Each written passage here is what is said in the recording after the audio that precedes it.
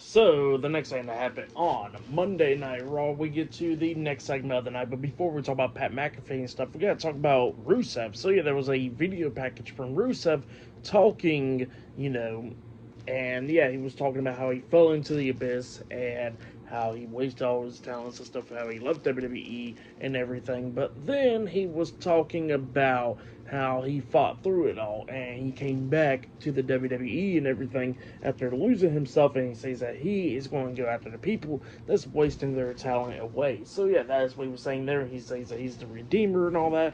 So it's going to be pretty interesting to see what happens next. But yeah, that's what Rusev was saying there. But then after that, we see Pat McAfee. He was standing on the announce table and he starts talking. And yeah, he starts talking uh,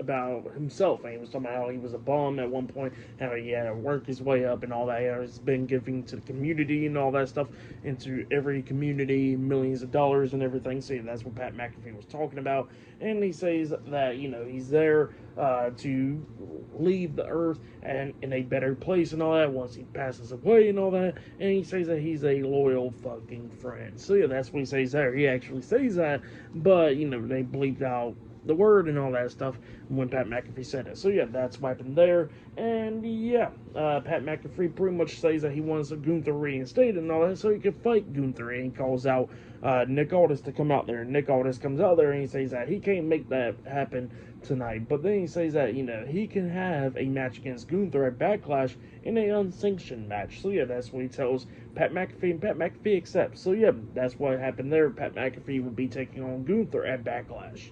But yeah, then after that, we see Sami Zayn backstage, and then Jey Uso comes up, and Jey was telling Sami that he understands that he got a lot of on his mind and all that stuff, but then he tells Sami that whatever decision he makes is going to be the best decision. So yeah, that's what he tells Sami there, and then Sami walks off, happy and all that stuff, and then Jey turns around, he gets hit with the right hand by Logan Paul, and Logan Paul says that I told you I was going to get my get back. So yeah, and then he does the yeet thing.